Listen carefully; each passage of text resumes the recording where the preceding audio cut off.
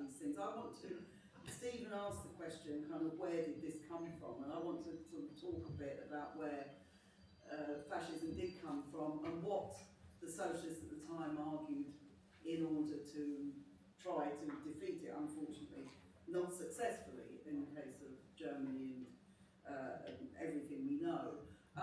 There was a French socialist called Daniel Guérin who said once that fascism is the price the working class pays for not having made the revolution, and it's actually very, very accurate. And if you look at the period from 1917, when the Russians obviously made the first revolution, right through in Germany there were revolutionary movements, 1918, 1919, right through to 1933 when Hitler came to power.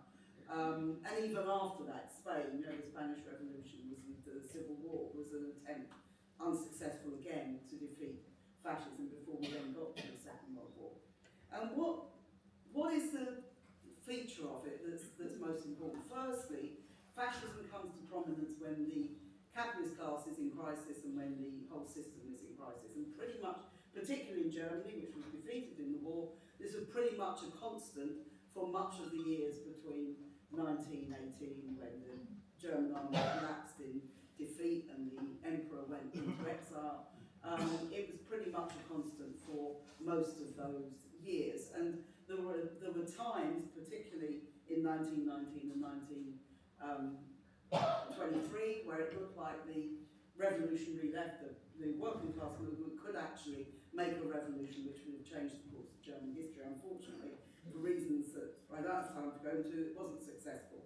And therefore, you had a situation where you had mass unemployment, you had economic crisis, particularly the banking crash in Germany from 1930 was particularly severe, and you had a growing polarisation of between right and left, and the growth of the fascists, particularly under Adolf Hitler, and the growth as well of the far left. And I want to just draw a little bit on the writings of Leon Trotsky on these questions, the Russian Revolution, who by this time, when he was writing in the run-up to 1933, he was himself in exile in Turkey, in Principe, and he writes, I've only had the newspapers a week later and I don't really know what's going on, but he's trying to work out what is going on. And what his characteristic is that you've got the ruling class in crisis, you've got the working class, which is the only class that can deal with the crisis and which can point a way out of the crisis. And of course in the middle you have what he calls the petty bourgeoisie, the lower middle classes, the peasantry, sections of small business. And he talks very, very powerfully in this time. He talks about in the epoch of the rise and the bloom of capitalism, the petty bourgeoisie, despite acute outbreaks of discontent, generally marched obediently in the capitalist harness. But under the conditions of capitalist disintegration and of the impasse of the economic situation, the petty bourgeoisie strives, seeks, attempts to tear itself loose from the fetters of the old masters and rulers of society. In that condition, he says they're quite capable of linking up with the working class. It's not like they're all hostile, and in fact, the job of the working class is to try to win at least large sections of the lower middle classes and the peasantry. But if it doesn't do so, if it doesn't follow the correct policies, if it doesn't do those sorts of things, then when the social crisis takes on an intolerable acuteness, a particular party appears on the scene with the direct aim of agitating the petty bourgeoisie to a white heat and of directing its hatred and its despair against the proletariat, the working class. In Germany, this historical function is fulfilled by National Socialism, the Nazis, a broad current whose ideology is composed of all the putrid vapours of disintegrating bourgeois society. So that kind of sums it up in terms of how he sees, a phrase he also uses is that the petty bourgeoisie has been sent mad by the crisis. They've been sent mad by the banking crisis, losing all their savings, the national disgrace of losing the war and reparations and all this kind of thing. Trotsky is very, very clear on what he sees as the solution to this. He says the left parties are huge in Germany. Germany has the biggest, what's called social democratic Labour Party. It has the biggest communist party. It has absolutely huge parties which should be able to lead a way to fight the Nazis, but also to provide an alternative for those people who are in such despair and feel so bad and who therefore turn on the Jews or turn on whoever in order to scapegoat them. But he says that needs to be what he calls a united front, and he's very, very clear what a united front means. It is that you have to align with people, even people that, not just that you don't agree with politically. I mean, the SPD were responsible, or at least partly responsible, for the death of the leaders of the communists after the First World War, the killing of Rosa Luxemburg and Karl Liebknecht. He said, even so, you have to unite with them in order to smash the fascists, and then you can have a reckoning with the Social Democrats. And this was a policy that he followed all the way through. Unfortunately, Trotsky was very isolated. He'd been exiled from Russia. He was completely out of any leadership position, and his followers were very, very small around the world. But that was the argument he put, and he said, if you can do that, you will be successful. Of course, the Communist Party under Stalin took exactly the opposite approach. It said that the Social Democrats were what they called social fascists. You know, you had the real fascists, then you've got the social fascists. So you've got to smash both of them, and you don't really distinguish between the two. This had the consequence of demoralising large sections of workers, of meaning it was impossible to get that kind of unity, and indeed you even got physical fights between the socialists and the communists in Germany in the months and years up to 1933. So what you find, and Trotsky writes these things in 1931-32, where you can see how he can see exactly what is wrong, but how nobody's doing anything about it, or not enough people to really be able to influence events. But he drew on the whole tradition of the Bolsheviks after, and the Communist International after the Russian Revolution, which was this united front approach. And it was very, very clear. He said two things. Firstly, united front is a defensive thing. We're defending ourselves against a much, much bigger threat. And that was what fascism was.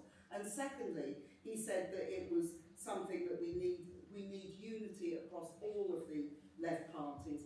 And it doesn't mean abandoning your politics. You keep your political distinction, but you unite against the question of fighting the fascists. And I think this is so important for us today. It's worth remembering, and Stephen talked about the consequences in Hungary some years later, but when you look at how quickly the Nazis came to power and destroyed the most political opposition, it's quite astonishing that in February, after Hitler became Chancellor, in February 1933, there was still a communist demonstration in Berlin of 200,000 people.